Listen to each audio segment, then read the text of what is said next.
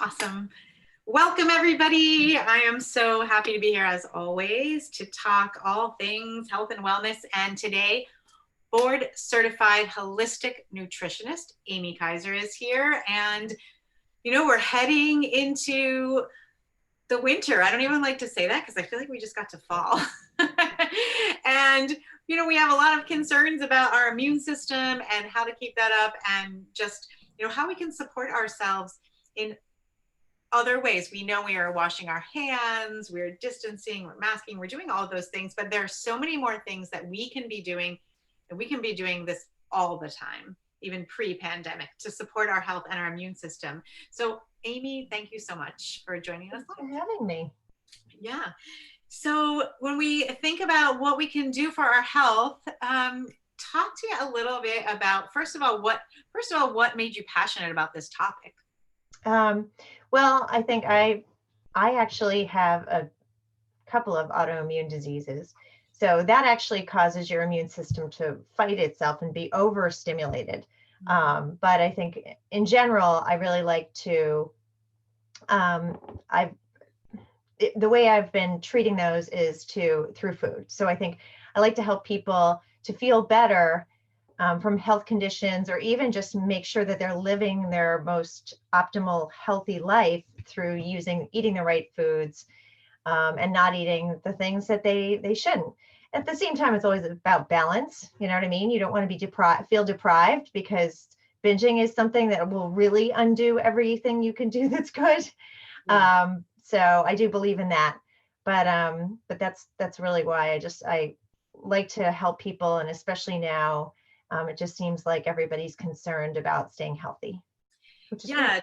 Definitely. And I like what you said. There's so much with food that we can be doing to support ourselves. And I am a huge believer of balance as well. And what I often tell people with anything, whether it's helping with them with their business or their time or their health, is to think first about what to add in before you start to stress about what to take out. Like, what can we add in right now, where we can make these part of our daily routine that could support us food wise. Yep, exactly. So what are some of the most important things we could add in right now? So one thing that actually would be great to add in is bone broth, because Ooh. bone broth has a lot of really rich minerals. It also has collagen that really helps your skin and your nails, strengthens them. So if you can, and it also has a lot of protein.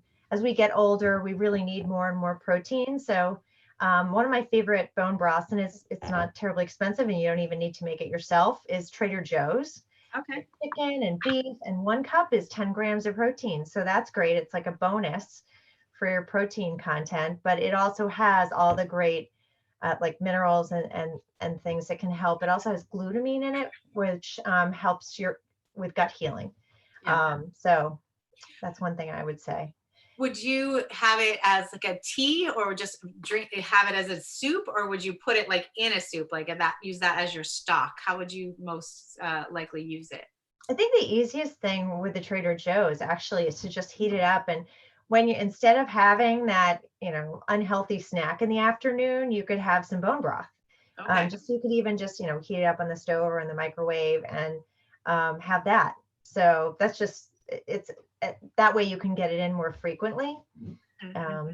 So as So a beverage more than like as a cooking yeah, I ingredient. do think it's great to cook with as well. I mean, if Yeah. you're making a soup in your Instant Pot or your slow cooker, definitely use bone broth. If they call for bouillon, you can always substitute bone broth in to get more of a protein boost and mineral boost.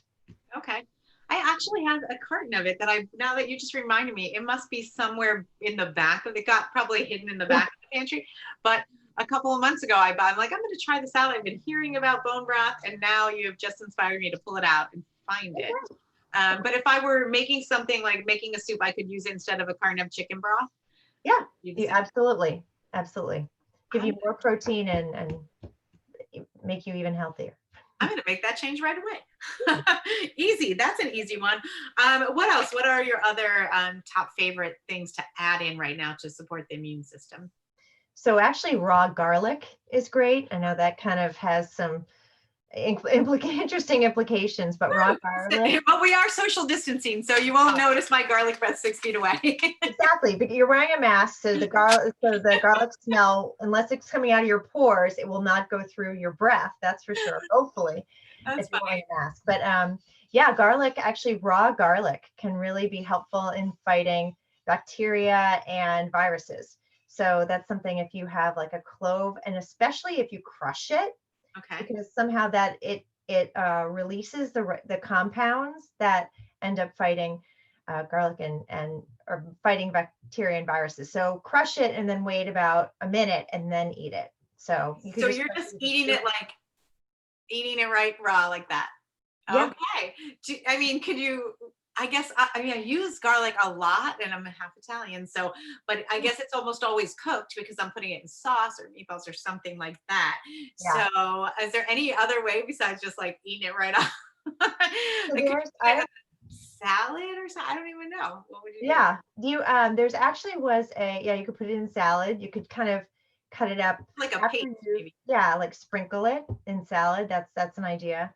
I actually there was a recipe, look for it, for this kind of this a concoction you can make with Manuka honey and lemon zest. Lemon zest is really good for your liver, and raw garlic. And you can have it out on your counter. Honey also has some antibacterial qualities, especially Manuka honey. Yeah. And you can have it out on your counter in a jar and then just take a spoonful once a day, and it can help your immune system. All So right, I'm down with that. I'm definitely in for that. I don't know if I was ready to like lick the garlic off my spoon or whatever, but I love Manuka honey, and that's one of the things I reach for when I feel if I feel a little under the weather and that I might be, have something possibly coming on. The Manuka honey, yeah. yeah. And there's a certain I want to say milligram or some kind of level, a number that you should get above, right? Like 500 or something, to have the best potency for that. Because I Yeah. know I couldn't find it in the store. I had to get it online to get the. Yeah, it needs to be New Zealand Manuka honey with a Okay. certain, yeah. And it's usually pretty expensive if that's, if it's Yeah. the right kind, it'll Yeah. probably be close to $30. But Yeah, it is pricey, but I have regular raw honey that I purchase locally, and I'll use that for tea and for baking or other things. But I just use the Manuka when I'm feeling like a little rundown. I'll just take a spoon of it. So I like save it for the for the emergency stash yeah. kind of. Yeah. So bone broth, raw garlic. What else are in your top few? So one thing, also, zinc is really important to have because it actually zinc lozenges tend to short the duration of a cold or virus. And so then sucking on those is a great thing, but also just making sure you have enough zinc on a regular basis is important, to make sure your immune system is efficient. So one thing that has a lot of zinc in it, it's oysters have the most zinc. Oh, Red meat has zinc, poultry has zinc, but another thing that has a lot of zinc are pumpkin seeds. oh So wow. perfect time of year for pumpkin seeds. So you can either roast the ones that you have from your pumpkin and add some salt to it, or you can there are a lot of different sources of pumpkin seeds out there. And actually there's a protein powder that I love that's made from pumpkin seeds. And it's called OWYN, Oh yeah. OWYN. And I think you've tried it once, Kristen, and the Yeah. chocolate is out Yeah. of the world. Yes, that's great. I love that you made that recommendation, and I've had that on my list. As soon as I am out of the current powder I have, that is my next purchase for protein. It's low in sugar, but it tastes like chocolate milk. Yeah, yeah, no, So great when kids you love it. share that. I actually was at a mental health expo this weekend, and I had it, and it was for teenagers, and they loved it. So Yeah. Oh, that's good too. yeah. That's awesome. Well, I didn't know. I'm not really an oyster eater, so I didn't know that oysters had a lot of zinc, but I do eat a lot of poultry and pumpkin seeds. I'm all about that. I was all excited to, after Halloween, cut up my pumpkin and roast the pumpkin seeds, but the squirrel got to it The and squirrels are crazy this year. demolished it. I've had pumpkins on my porch every year since I've lived here, and I've never had, and it's eaten even the little guys, like the little decorative pumpkins. Every day another pumpkin is gone. So I'm thinking I'm just gonna have to buy the seeds, or buy a pumpkin and keep it indoors. That might be the answer. All right, so we know a few things that we're gonna add in. Now, what are a couple of things that are real, like, immune compromising foods that we should stay away from or maybe limit if it's our favorite? Yeah, I mean, I think the bad news is sugar. That's, I mean, it's pretty Yeah. much what everybody, but so 1 gram of sugar is the equivalent of a teaspoon of sugar. I'm Okay. sorry, 4 grams of sugar is the equivalent of a teaspoon of sugar. Okay. And that has the ability, especially a couple of teaspoons, to suppress your immune system for a few hours. So unfortunately, that's not really great for you, because then, you're not able to fight off those colds or the flu or whatever, if you're eating a lot of sugar. Yeah. And of course, we've got Halloween coming, so that doesn't make anything easier. Yes, I know, right? Are people Yeah. doing Halloween? I don't even know how that works. So for the people that have a sweet tooth, I'm not so much, I love chocolate, but I'm more of a salty snack gal, so I'll be eating the pumpkin seeds. But for those people who have a sweet tooth, and I know there are a lot of them out there, what would be something that you think could satisfy that craving, but would be a healthier choice? So one thing you could do actually, even though it has sugar, it's not as much usually. If it's dark chocolate, if it's like 70, 80% is even better. High quality dark chocolate, Yeah. just a little bit. I mean, make sure you're looking at the sugar content, but there are some that are low in sugar that Yeah. are, I mean, I would say 4 grams, like 1 square, is not as bad as a lot of the other options that you would eat. So again, getting into that balance, you don't want to take everything away. Right, right. You have like a square of dark chocolate as your treat, and savor it. Take your time to eat mindfully. Dark chocolate can be pretty satisfying if it's dark enough. Yeah, I totally agree with you on that, because that is what I do. I buy a bar of dark chocolate when I want something sweet. And what I do find with it is I can't eat that much of it, because a square is enough. Like a whole bar of dark chocolate would be like Yeah. too much. So that's what I love about dark chocolate. Okay, so that's a great alternative. Are there any other alternatives that you like? So you can take nuts and actually sprinkle some unsweetened cocoa on them and some salt and roast them. Or you can take, like, pecans tend to be nuts that are a little sweeter. And pecans, you can dust a little bit of cinnamon on them and roast them a little bit. When you roast nuts, they tend to caramelize a tiny bit. Like, just make sure you're doing it at a low heat and you're watching them, because they tend to burn quickly. Yeah. But I find that sometimes nuts, or even like Trader Joe's raw almond butter, is almost sweet. So having that with something like a couple of green apple slices, that could be something too. And it's got that healthy fat and protein, so that basically it'll help satisfy your craving, but you might not be hungry for several hours. So Great, great. that works well. And actually would think that, and I sometimes do this, the chocolate protein powder, you could make a smoothie, or even I mix mine with like the plant-based yogurt. I've been buying that lava. I don't know if you ever use Yeah, that, which I love. And I put chocolate protein powder in and mix it up, and I put frozen blueberries on top. And I feel exactly. like it's a dessert, Totally. yeah, that's I actually, I get, I used um, So Delicious coconut yogurt, and I do the same thing. oh yeah, You yeah, add the chocolate protein powder to it, but I love the idea of the frozen blueberries. That's really good. yeah. And you could put some chia seeds or some flax seeds on that too, so to get some healthy omega-3 fatty acids and Yeah, a little bit of fiber too. yeah. So that's a great idea. And I seem to top everything like that with cinnamon. Oh, So always adding in spices, I think, is a great way too to kind of satisfy your cravings and the taste that you might have for sweetness with just like spices.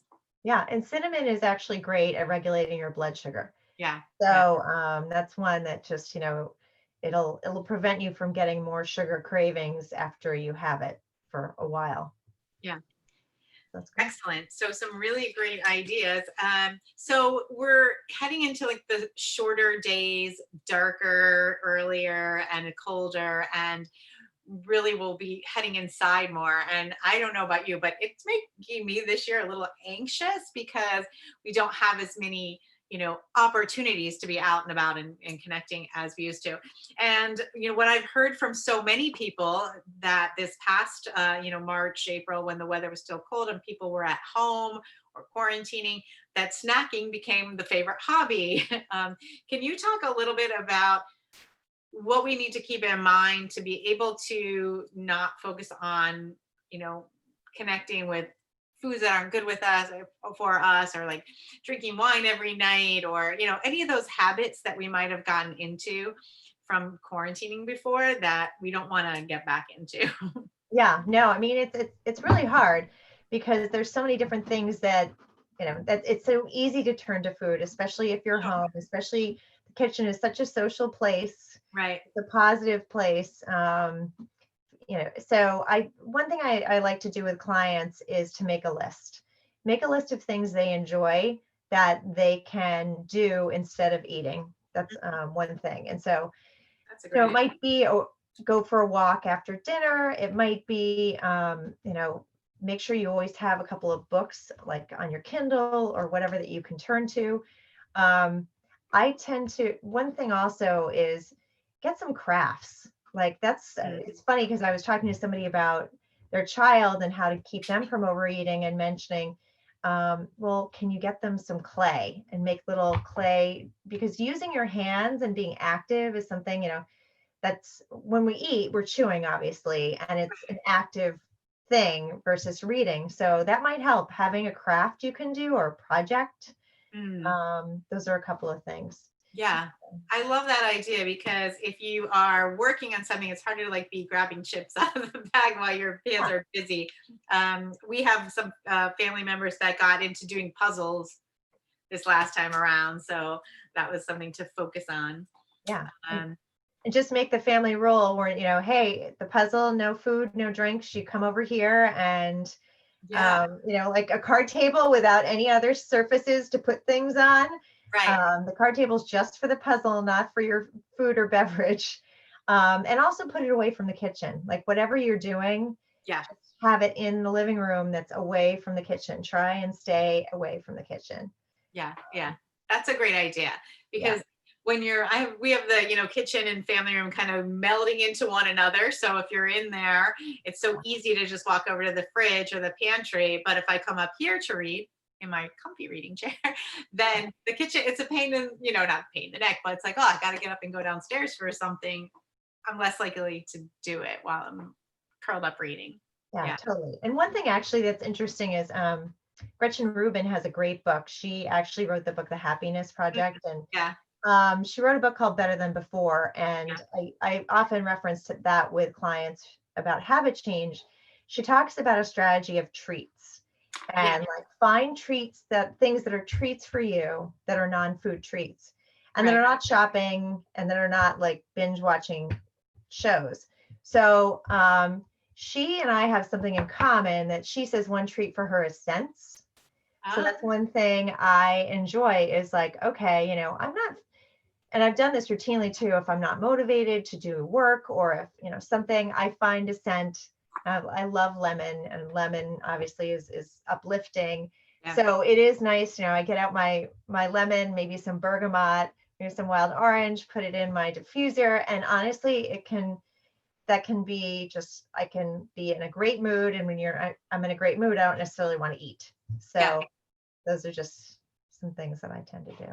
Yeah. Oh, I love that. And that is an excellent book. I love all of her work, but I would agree with you that Better Than Before, if you are trying to create sustainable habits, to dive into that and get a little bit more insight into what can help keep you on track and keep you accountable. That's a great one. So I know you have a program that just launched yesterday, and could you share a little bit about how you work with people? I know you also do one-on-one, but what you've got going on right now, because people could still jump in if they wanted to. Yeah. So I work with people one-on-one, usually with autoimmune diseases, gastrointestinal issues, and weight loss. And so those are the things I tend to specialize in. And then this program, it's called Stay Healthy at Home. And a friend of mine who's also a holistic nutritionist started it back in April. And this is our fifth 28-day or 4-week cycle of it.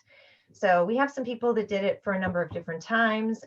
We've had people that have just done it once as a reset, but it's designed to be either a reset or a weight loss program where we provide you with nutrition guidance as well as accountability. We hold you accountable for sticking on the plan, and we actually check in twice a week to look at people's food journals in order to do that. And then we have Zoom calls to really impart some knowledge on nutrition, try and share some things about why it's important to eat protein and mindful eating, all those different things. And then also we have a private Facebook group, and every day there's an article, there's often homework on it. So yeah, so we've really enjoyed it, and people seem to enjoy it because they've come back. They've had success. Some of them have had success and have just decided to continue with it because they feel like they needed some accountability, and they like the camaraderie. Other people have just said one and done. I was able to achieve my goals. So, and we do a kickoff call individually with each person for 10 minutes just to talk about their goals, because that's the thing. If they, they need to set goals and write them down and make sure that they're aware of those. Otherwise, it's just going to all be for nothing. Right. Isn't that the case with everything? with our health goals, with our business goals, with our financial goals, all of that. You got to write it down. You got to know what you're going for. You got to know what you're going for. Yeah. Totally. So we recorded the first session, and we still are taking people if they're interested in joining. And the website's called stayhealthyathome.com. Excellent. Stayhealthyathome.com. So if you're interested in that, be sure to check that out. You can still join in, and they're only one day in, so you can join in now. And if you miss out on this one and you're not ready for it yet, there'll be more, I think. Right? There'll be more. So you just can get in the loop with Amy on that. All right. Well, thank you so much. Is there anything else you want to add about our immune system? I know you are also a fellow essential oil lover, so I always love to know what people's favorite oils are, or what is the oil that you are reaching for the most right now? Yeah, I mean, I think, well, we're running around all the time. My daughter has like practices that last until 10 o'clock at night. So sometimes it's a little hard for me to get to sleep. So I love Serenity. I put it on my feet. I diffuse it. Sometimes I diffuse it with some vetiver. So I just feel like it knocks me out. So that's my favorite for right now. Vetiver is my all-time go-to for sleeping. Yeah, I put it on my big toe, bottom of my big toe, and I almost never think of putting it in the diffuser, but I've always put it on me, but I think I may try that. Serenity, I put in the diffuser, but vetiver. On your big toe, why specifically on your big toe? Just because you can put it anywhere on the bottom of your feet, but the big toe is where the brain, where you can access the brain and the reflexology points. So just to kind of like quiet the mind, and because I can have the racing mind when I get into bed thinking of all kinds of things. So I just like to do it in that way. But I also will put it like a little bit on my chest, or even like right on, under my nose, so I can smell it when I'm going to sleep. Yeah, great. Yeah. And, essential oils have a lot of very important properties, antibacterial, antifungal, and more. Yeah. So they are a great addition to the food choices that we're making to keep ourselves healthy going forward. Yeah, I actually have a little mini diffuser in my car, and I have On Guard in that.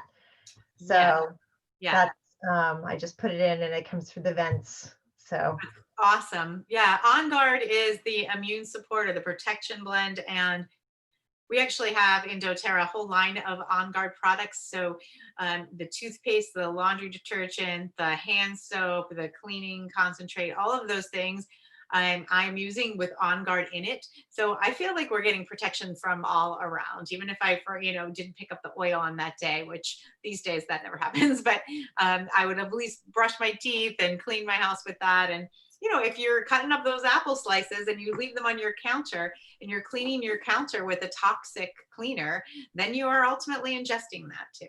Yeah. So you want to think about your space as well. So essential oils can be another good tool in the toolbox, along with your oysters and your Pumpkin seed. bone broth and everything else. Quite a shopping basket. Awesome. Well, thank you so much for taking time. It's always such a pleasure. You're such a wealth of information. And again, check out Amy, connect with her depending on where you're watching this, we'll have her links in the comments below. Great. Thank you. Have a great day, everybody.